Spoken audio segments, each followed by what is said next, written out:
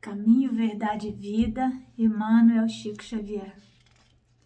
Capítulo 2. Segue-me tu. Disse-lhe Jesus: se eu quero que ele fique até que eu venha, que te importa a ti? Segue-me tu. João 21, 22. Nas comunidades de trabalho cristão, muitas vezes observamos companheiros altamente preocupados com a tarefa conferida a outros irmãos de luta. É justo examinar, entretanto, como se elevaria o mundo se cada homem cuidasse de sua parte nos deveres comuns, com perfeição e sinceridade. Alguns de nossos amigos foi convocado para obrigações diferentes. Confortemo-lo com legítima compreensão. Às vezes surge um deles modificado ao nosso olhar. Há cooperadores que o acusam. Muitos o consideram portador de perigosas tentações. Movimentam-se comentários e julgamentos à pressa. Quem penetrará, porém, o campo das causas? Estaríamos na elevada condição daquele que pode analisar um acontecimento por todos os ângulos? Talvez o que pareça queda ou defecção pode constituir novas resoluções de Jesus relativamente à redenção do amigo que parece agora distante. O bom pastor permanece vigilante. Prometeu que das ovelhas que o Pai lhe confiou, nenhuma se perderá. Convém, desse modo, atendermos com perfeição aos deveres que nos foram deferidos. Cada qual necessita conhecer as obrigações que lhe são próprias. Nesse padrão de conhecimento e atitude, há sempre muito trabalho nobre a realizar. Se um irmão parece desviado aos teus olhos mortais, faze o possível por ouvir as palavras de Jesus ao pescador de Cafarnaum: que te importa a ti? Segue-me tu. A questão sempre do tempo e do templo. Ainda nós, escravos que somos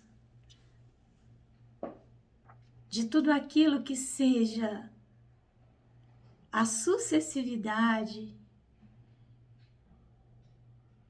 a nossa análise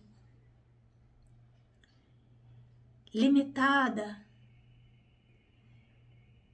de começo e de fim, não nos permite muitas vezes perceber que cada um de nós situa-se nessa linha sagrada do tempo de acordo com as necessidades que nos sejam próprias e que Jesus sabe. Fazemos julgamentos apressados, comparando o companheiro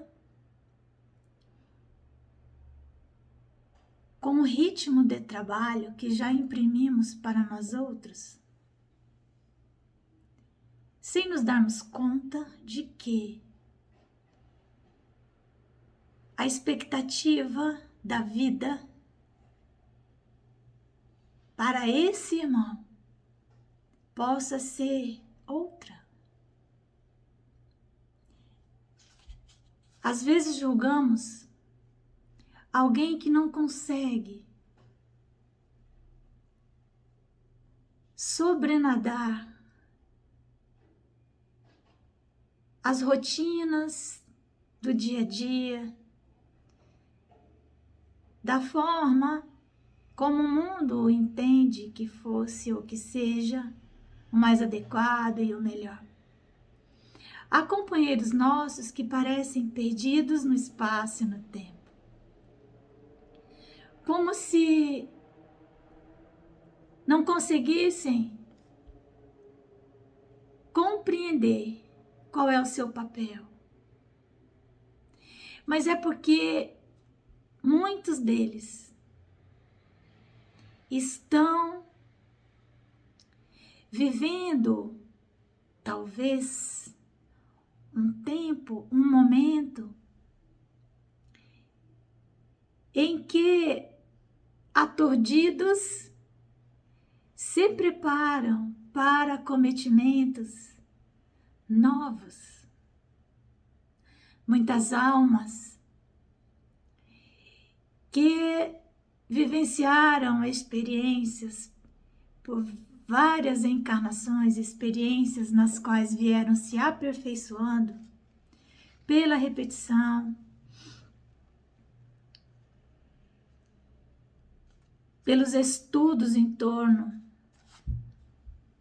daquelas questões, e então atingiram um nível de conhecimento significativo, retornam ao mundo corporal para iniciar experiências diferentes para as quais não estão com a familiaridade que tinham nas vivências anteriores. Então nos defrontamos com irmãos que parecem perdidos, distantes, com dificuldades de se adaptarem às regras da sociedade, ao mundo como ele está colocado. E então, eles são surpreendidos muitas vezes por nós com um olhar distanciado, confusos. O que está acontecendo com esses nossos irmãos? Eu gosto de pensar que nós,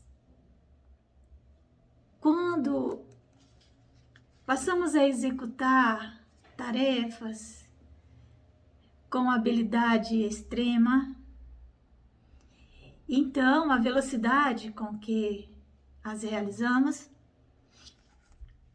é imensa. Quando na reencarnação nos são colocadas outras experiências e outros desafios, então a alma, ela faz um estacato. É como se ela viesse numa velocidade e ela precisa mudar a direção. Então ela faz uma curva. E ao fazer essa curva para mudar a direção, a impressão que temos é que ela está parada. Mas é porque ela está se realinhando, se reajustando. E dá a impressão que ela parou. Mas é porque ela precisa diminuir a velocidade para fazer a curva, para mudar a direção.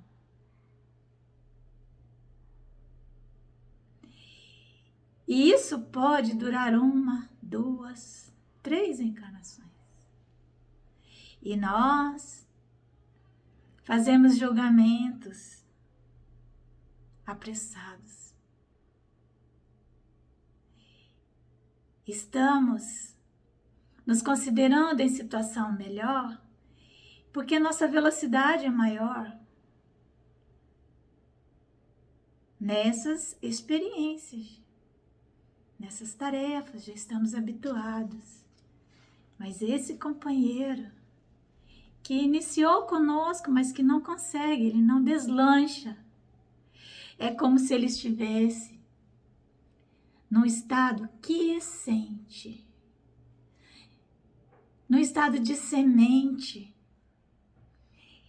aguardando a quebra da dormência para reiniciar a subida ou a mudança de rota.